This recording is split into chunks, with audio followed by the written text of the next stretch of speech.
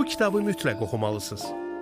Salam hörmətli dinləyicilər. Bu dəfə sizinlə çox maraqlı bir kitab haqqında danışacağam. Əslində elə kitablar haqqında yazılan bir kitabdan danışacağıq. Oxumaq haqqında olan bir kitabdan. İşgüzar ədəbiyyat üzrə mütəxəssis bloger Sərxan Rüstəmovun növbəti tövsiyəsi. Kitabın adı çox cəlbedicidir. Oxumaq nəfəs almaqdır. Kitabın müəllifi isə Mixa Kovaçdır. Mixa Kovaç Sloveniyalı professordur və sırf kitab sahəsi üzrə uzun illər araşdırmalar eləyib. Rəqəmsal dünyada kitab oxumaq üçün 10 möhtəşəm səbəbdən danışır burada müəllif. Rəqəmsal çağda kitab oxumaq axına qarşı üzməkdirmi? Oxumaq nəfəs almaqdır kitabı bunun əksini isbat etməyə iddialıdır. Kitab tarixi, nəşri və mütaliə üzrə ciddi araşdırmaların müəllifi olan professor Mixa Kovaç bu əsərində rəqəmsal dövrdə kitabla təmasa inamsız yanaşanlara, oxu vərdişi qazanmaq istəyənlərə və kitablarla peşəkar səviyyədə maraqlananlara xitab edir.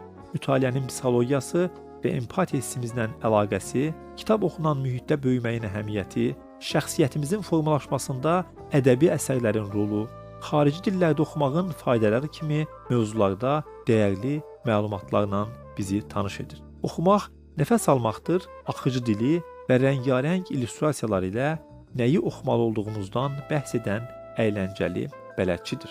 Kitab vətəni Sloveniyada böyük əks-səda doğuraraq uzun müddət bestseller siyahısında yer alıb və 2020-ci ilin ən yaxşı 3 kitabından biri adını qazanıb. Mixa Kovaç niyə oxumalı olduğumuzu və mütaliənin heç nə ilə əvəz olunmayacağını əyləncəli şəkildə bu kitabda izah edir.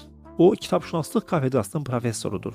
Əsas araşdırma sahələri Avropada kitab istehsalında çeşidlilik, Avropada bestsellerlər və kitab mütaliəsi mövzularıdır. Kitab tarixi, nəşri və mütaliə üzrə Sloven, Xorvat və İngilis dillərində 4 kitabın və 50-dən çox məqalənin müəllifidir. Yəni bu kitabı oxuyarkən görəcəksiniz ki, kitabdakı bütün məlumatlar, bütün informasiyalar müəyyən bir araşdırmalara, tədqiqatlara, uzun illərin axtarışlarına dayanır. Dünya tərsə döndü, kitablar çardağa atıldı, kitab oxumaq hələ də məntiqlidirmi? Yaxşı oxucu olsanız, daha çox görəcək və eşidəcəksiniz. Kitab oxusanız, daha çox söz öyrənəcək, daha çox mövzuda məlumatlı olacaqsınız.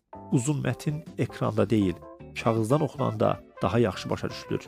Burada müəllif elektron kitab yox, ənəvi kitaba üstünlük verilməyi tövsiyə edir. Ekran texnologiyaları ilə yanaşı, kitab da oxusaq, 2 fərqli formada düşünməyi öyrənərik. Bədii əsərlər oxusaq, insanları daha asan başa düşərik. Kitab oxunan mühitdə böyüyən uşaqlar həyatda daha çox uğur qazanırlar. Kitab oxuyanlar arasında xoşbəxt və yaradıcı insanlar daha çoxdur. Oxumaq səy göstərməkdir, amma biraz da şansla zövqə çevrilə bilər. Kitab oxuyarkən şəxsi fikirlərə sahib olmağı öyrənirik.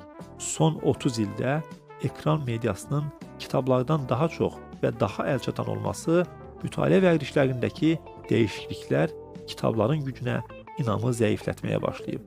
Ona görə də bu qədər çeşidli meydanın olduğu bir dövrdə nə üçün kitab oxumalıyıq sualı ortaya çıxdı. Bu kiçik kitabda həmin suallara 10 cavab təqdim olunur. Məlumat üçün deyim ki, kitab cəmi 128 səhifədir, yəni kiçik həcmli bir kitabdır, amma öyrənəcəyiniz çoxlu məqamlar var. Zəif oxu vərdişi mətnlərin qavranılmasını çətinləşdirir. Elektrik şəbəkəsi eyni anda çox sayda istifadəçiyə xidmət göstərə bilməyib çökdüyü kimi, çətinliklə oxuyan şəxsin də beyni bütün gücünü hərfləri tanımağa yönəltdiyindən oxuduqlarını anlaya bilməz.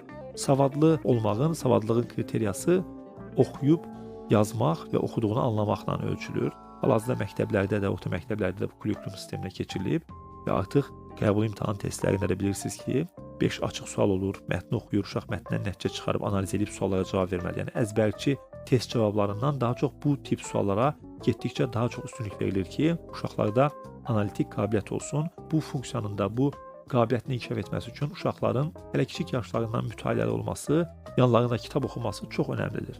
Oxumaq qabiliyyəti zəif olan insanlar oxuduqlarını qavramaq, hərfləri tanımaq üçün bütün zehni imkanlarından istifadə edirlər.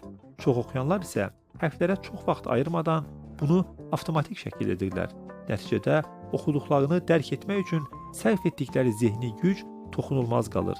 Yəni, nə qədər çox oxusaq, oxuduqlarımızı dərk etmək bir o qədər asanlaşır. Rəqəmsal dövrün əvvəlində çap kitab oxumaq ekran mediası qarşısında diqqətimizi cəmləməyimizə, sakitləşməyimizə və yeni çətinliklərlə üzləşməyimizə imkan verən balanslaşdırıcıdır. Bizim oxuma tərzimiz də oxu vasitələrindən asılıdır. Populyar və ya elmi mətnlər ekrandan deyil, kağızdan oxunduqda daha yaxşı başa düşülür.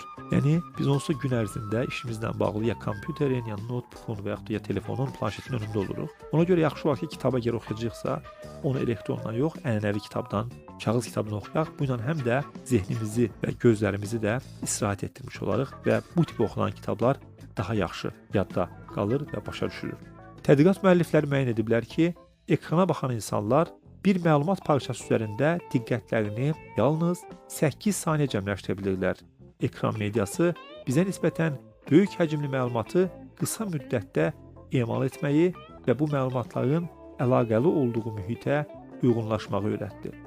Kitab oxumaq isə diqqətimizi uzun müddət bir problemə və ya hekayəyə yönəltməyi öyrədir. Buna görə də müasir dünyada yaşamağımız üçün ekranı və kitabı həyatımıza birlikdə daxil etmək çox vacibdir. Yəni, ekrandan tamamilə imtina etmək mümkün deyil, amma eyni zamanda bu da bizim kitabdan tamamilə imtina etməyimizə də səbəb olmamalıdır.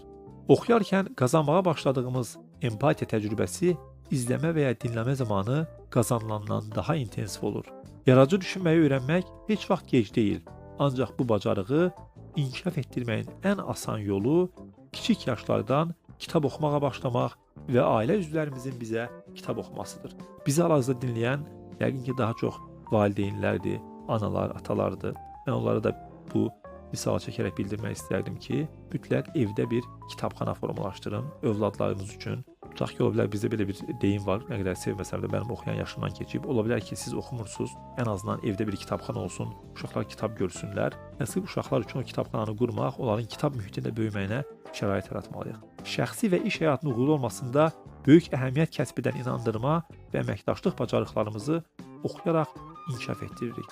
Təəccüblü də olsa, geniş kitabxanaya malik evlərdə yaşayan ailələrdə doğulan uşaqlar və böyüklər daha az sayda kitabla böyüyənlərlə müqayisədə daha üstün kompüter bacarıqlarına malikdirlər.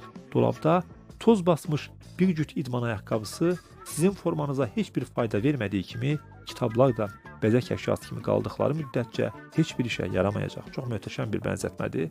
Yəni, bizim evimizdə böyük kitabxana ola bilər, amma o kitablar oxunmursa, təbii ki, onun bizə və övladlarımıza faydası olmayacaq. Evində ən azı orta ölçülü kitabxanası olan ailədə doğulan böyüklərin oxu və riyaziyyat bacarıqları kitabxanası olmayan evdə böyümüş və eyni təhsil prosesindən keçmiş böyüklərlə müqayisədə daha yüksəkdir. Mütərəqqi mütaliə vərdişləri olan insanlar da, ölkələr də az oxuyanlarla müqayisədə daha yenilikçi və xoşbəxt olurlar. Mütaliə empatiyanı inkişaf etdirdiyi üçün kitab oxuyanlar yaxınlarının duyğu və düşüncələrini daha yaxşı başa düşürlər. Bu da cəmiyyət üzvlərinin bir-birinə bağlılığını gücləndirir. Axı, düşünməyi bacarmasaq, yenilikçi ola bilmərik. Söz ehtiyatlarımız dar və dayaz olsa, düşünə bilmərik. Dünyadakı bütün biliklər əlinin altında olsa belə, axmaq həmişə axmaq olaraq qalır. Düşünmək qabiliyyətin yoxdursa, internet axmaqlığını daha da dərinləşdirməkdən başqa bir işə yaramayacaq. Bunun ən yaxşı nümunəsi günümüzdəki ChatGPT, yəni süni intellektdir. Biz süni intellektə verdiyimiz tapşırığı nə qədər dolğun, nə qədər ətraflı, nə qədər dəqiq izah eləsək, o bizə verdiyi cavab da o qədər dolğun, ətraflı və dəqiq olur. O baxımdan da, yəni əgər sənin söz ehtiyatın yoxdursa, sən fikri düzgün izah eləyə bilmirsənsə, ChatGPT də sənə kömək eləyə bilməyəcək. Bəşəriyyət hələ empatiya qura bilməyi, diqqət kəsilməyi, düşünmək bacarığını, söz ehtiyatını artırmağı kitablardan daha effektiv şəkildə öyrədən media vasitəsi kəşf etməyib. Bunu bir daha oxumaq istəyirəm. Bəşəriyyət hələ də empatiya qura bilməyi, diqqət kəsilməyi, düşünmək bacarığını, söz ehtiyatını artırmağı kitablardan daha effektiv şəkildə öyrədən media vasitəsi kəşf etməyib. Bütün bunları həm özümüzdə, həm də övladlarımızda inkişaf etdirmək istəyiriksə, mütləq kitaba və mütaliəyə həyatımızda yer ayırmalıyıq. Əgər biz ideya yaratmağı bilmiriksə, zəngin söz ehtiyatımız və analitik təfəkkürümüz yoxdursa, maşınlar bizə kömək edə bilməz. Ya bizim kitablarla iç-içə bir gələcəyimiz olacaq, ya da ümumiyyətlə gələcəyimiz olmayacaq, deyir Mixa Kovaç.